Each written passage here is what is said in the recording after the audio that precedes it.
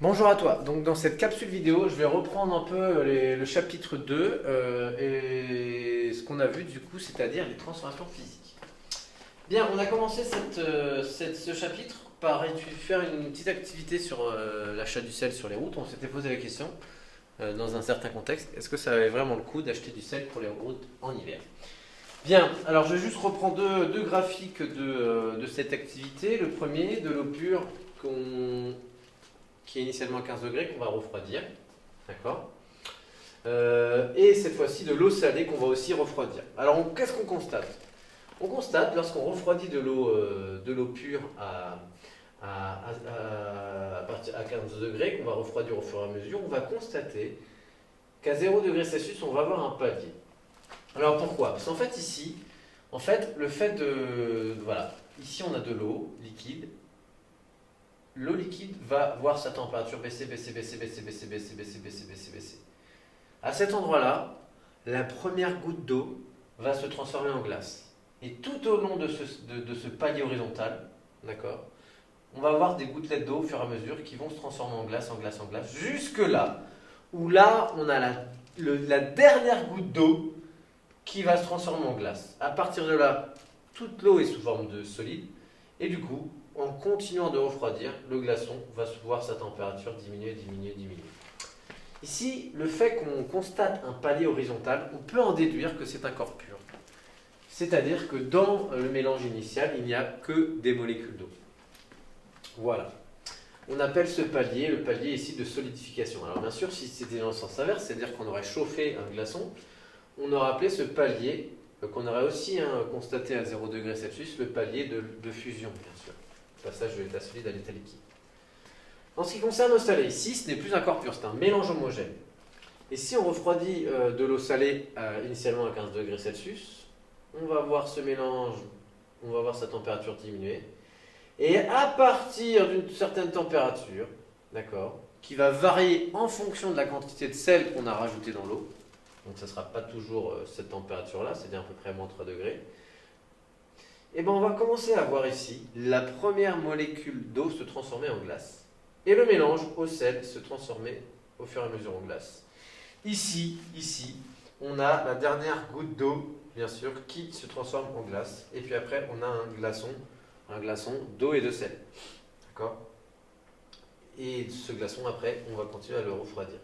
En tout cas, ce qu'on constate ici, c'est que ce n'est pas encore pur.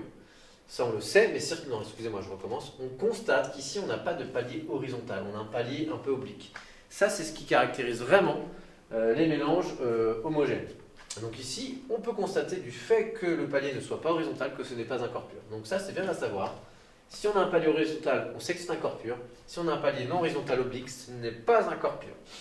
Alors, on ne peut pas déduire que la température de solidification du mélange au sel est de moins 3 degrés, parce qu'en fait, ce début de palier, même si en plus ce n'est pas un palier horizontal mais oblique, va varier, je l'ai dit tout à l'heure, en fonction de la quantité de sel. Plus on va ajouter de sel, plus ce palier va diminuer. Voilà. Bien, j'en dirai pas plus par rapport à ces deux images et à ces deux courbes. En tout cas, ce qu'il y a à retenir, c'est qu'un changement d'état d'un corps pur présente un palier, et ce palier, il est bien horizontal. Le changement d'état s'effectue à une température constante, alors que pour un mélange homogène, le palier, lui, est oblique, pas horizontal, et que le changement d'état ne se fait pas à une température constante. C'est-à-dire qu'on voit bien que pendant le changement d'état ici, la température continue de baisser. Et ça, c'est important. Bien. Ensuite, dans ce chapitre, on a vu la notion de description moléculaire. D'accord? On s'était dans un premier temps posé la question de à quel état correspondent chacune de ces propriétés. Alors, on avait vu que prendre la forme du récipient qui le contient, bien sûr, c'était l'état liquide. D'accord? Possède une forme propre. Lorsque tu prends un glaçon dans un verre, il va garder sa forme. Alors certes, il va après passer à l'état liquide, il va fondre, mais le glaçon, lui, va dans un premier temps garder sa propre forme. Il ne va pas prendre la forme du verre. Donc ça, c'est bien propre, solide. Ne possède pas de forme propre. Ce sont les gaz, puisque un gaz, si on lâche un gaz, il va diffuser dans tout l'espace qui lui est offert. Et si on verse de l'eau liquide, il va prendre la forme ici, forme de la bouteille, la forme du récipient. Donc, ne possède pas de forme propre, c'est pour les solides, les liquides et les gaz. Peuvent se diviser dans l'espace qui leur est offert, ça on en a parlé juste à l'instant, ce sont bien les gaz. D'accord. peuvent se mélanger. Alors ça, il y a les liquides, on peut mélanger du sucre liquide et de l'eau liquide, ça va nous donner un mélange homogène. Attention, tous les liquides ne se mélangent pas. L'eau et l'huile, ça ne se mélange pas. Donc peuvent se mélanger, c'est bien les liquides. Mais on a aussi les gaz, d'accord. Je prends un exemple, lorsque on a on fait de la cuisine, on a avoir des vapeurs de différents... Et dans ces vapeurs, on va... Enfin, en tout cas, ce qui est sûr, c'est que les gaz, ici, peuvent se mélanger. Des mauvaises odeurs, sous forme de gaz, peuvent se mélanger à des odeurs bonnes, ce qui annule un peu l'odeur néfaste de la mauvaise odeur. Peut s'écouler, bien sûr, ce sont les liquides. Et la surface est plane et horizontale au repos. Encore une fois, ce sont les liquides. Et d'ailleurs, à la maison, tu as déjà peut-être utilisé un objet lorsque tu bricoles, c'est le niveau. Quelle que soit l'orientation de ma bouteille, la surface est plane et horizontale. Ça marche? Bien, voilà, pour ces propriétés. Ensuite, je vous ai demandé d'associer différents adjectifs aux différents états de la matière. Alors, compact. Si tu prends une bouteille et que tu mets de la glace dedans, si tu lâches la bouteille, tu vas forcément, si on te la lâche sur la tête, tu vas forcément avoir mal à la tête. Donc, le solide, la glace, elle est compacte. Le solide est un état compact. Ensuite, liquide. Ben ici, on voit bien aussi que si je te lâche la bouteille sur la tête, elle va te faire mal. Donc, on peut aussi en déduire que l'état liquide est compact. En revanche, si je vide l'eau de ma bouteille, bon, si je te la lâche sur la tête, ça ne va pas te faire trop mal. C'est le plastique à la limite qui va te faire mal, mais ce n'est pas le gaz. D'accord? Voilà. Donc, compact, c'est liquide et solide. Dispersé. Dispersé, c'est l'inverse de compact. Quand est-ce que les molécules vont être dispersées? C'est bien sûr à l'état gazeux. D'accord? On le voit bien. On peut essayer de mettre en mouvement, je passe votre feuille ici, l'air. C'est un peu difficile, d'accord? Mais on voit bien qu'ici, les molécules dans l'état gazeux sont bien espacées les unes des autres. On va dire que du coup, l'état gazeux est dispersé. Les molécules surtout sont dispersées. Ordonné et désordonné. Alors, en fait, l'état ordonné, ça correspond à l'état solide. Les molécules vont être ordonnées les unes aux autres. Un peu comme un rang militaire. Voici l'état solide. Les molécules sont ordonnées les unes aux autres. L'état liquide. L'état liquide, en fait, lui, c'est l'équivalent de la piscine à boules. Peut-être que tu es déjà allé sûrement dans une piscine à boules. Tu rentres dans la piscine à boules, vous savez, notamment il y en a pas mal dans les fast-food. Quand tu rentres dans la piscine à boules, en fait, les boules s'écartent. Elles te laissent la place. Lorsque je mets ma main dans l'eau, c'est exactement ce qui se passe. Les molécules vont s'écarter. D'accord? Donc ici, les molécules ne sont pas ordonnées. En ce qui concerne l'état gazeux, c'est pareil. Il n'y a aucun ordre. L'ordre est réservé aux solides, aux cristaux. Ici, on voit que, on y reviendra après, mais les molécules bougent et il n'y a aucun ordre à l'état gazeux. Alors, l'inverse d'ordonné, c'est désordonné. Donc, si les solides sont ordonnés, ce sont les liquides et les gaz et l'état gazeux qui sont bien sûr désordonnés. Bien, alors on te demande ensuite de représenter l'état solide, liquide et gazeux avec des molécules. Bon, ça c'est ce que je viens de montrer, je vais y revenir. Et ensuite, on te demande de dire si les molécules sont en mouvement pour chaque état. Donc, j'y reviens, mais voici l'état solide. C'est un état compact, les molécules sont rapprochées et surtout ordonnées. Ici, l'état liquide, c'est toujours un état compact, les molécules sont proches, d'accord? Il y a une grosse densité de molécules par unité de volume. Et par contre, ici, les molécules ne sont pas ordonnées.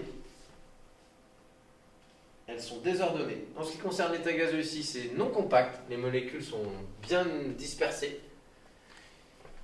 Et bien sûr, elles sont désordonnées. En ce qui concerne les trois états, donc contrairement à ce qu'on peut voir ici, les molécules à l'état solide ne bougent. Alors que très peu, en fait, elles vibrent. Donc elles ne bougent pas. Hein. Leur position globale ne bouge pas. Elles vibrent autour d'une position moyenne. D'accord ? En ce qui concerne l'état liquide, bien sûr, dans un liquide, les molécules bougent. D'ailleurs, je te propose une expérience. Ce que tu peux faire chez toi, c'est que tu prends un verre d'eau et tu prends une goutte de colorant. Et tu lâches la goutte de colorant dans le verre d'eau. Et tu vas t'apercevoir qu'en fait, la goutte de colorant va se disperser dans tout le liquide grâce certes à la gravité, mais pas que, mais aussi au fait que les molécules bougent, et donc elles vont disperser les différentes molécules colorées. Enfin, dans l'état gazeux, les molécules bougent encore plus, d'accord? Et c'est ce qui fait qu'elles vont pouvoir prendre l'espace qui leur est offert. Voilà. Alors ensuite, on te demande de représenter la vapeur d'eau, l'air que l'on respire, avec 10 molécules. Donc l'air, je ne sais pas si tu... Donc on va déjà peut-être imaginer la vapeur d'eau, la voici. Bah, c'est simple, la vapeur d'eau est constituée que de molécules d'eau, donc on va représenter 10 molécules identiques. Attention à bien les disperser. Alors attention, l'erreur parfois que font certains étudiants, c'est qu'ils font ça. Ils vont vouloir disperser leurs molécules, mais vont faire des grosses molécules. Ouais, mais si tu fais des grosses molécules, tu les disperses plus en fait. C'est ça le truc. D'accord? Donc si tu veux bien disperser les molécules sur ta feuille, ce qui est important surtout, c'est certes de les espacer, mais pas de faire des molécules trop grosses. Tu peux faire des petites molécules et tu les éloignes bien les unes des autres. Ça marche? Voilà. Donc erreur à ne pas faire. Bien. En ce qui concerne l'air, alors l'air, en fait il faut savoir déjà que l'air, il y a deux types de molécules dedans. Alors en fait l'air est composé de plusieurs gaz. Le premier, le plus abondant, ça ne marche pas trop mon stylo, c'est bien sûr le diazote, composé à 78% de diazote. Ensuite c'est le dioxygène. 21%. Ensuite, tu as d'autres gaz, d'accord? Tu as l'argon, tu as le dioxyde de carbone, etc., etc. Mais les autres gaz, à eux seuls, ne représentent qu'1% de l'air. Donc, ce qu'on va dire, pour pouvoir faire un schéma, une modélisation de l'air, on va être obligé de... bien sûr, avec 10 molécules, tu vois bien que si on fait 10 molécules, on ne va pas pouvoir représenter les autres gaz. Par contre, ce qu'on peut faire, c'est qu'on va dire que le diazote, c'est à peu près 80% de l'air, et que le dioxygène, à peu près 20%. Alors là, et puis 1%, c'est à peu près 0. Voilà, on va faire une approximation. Et en faisant cette approximation, on va pouvoir représenter l'air. Avec 10 molécules, on va dire que c'est à peu près 8 molécules de diazote, et 2 molécules de dioxygène.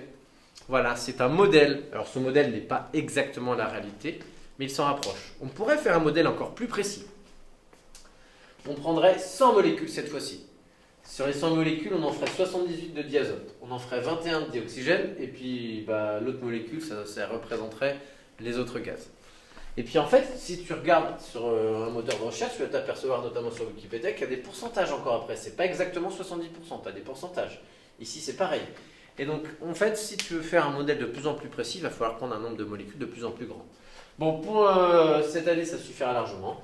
On prend donc du coup 2 molécules de dioxygène d'une certaine couleur et 8 molécules de diazote. Voilà.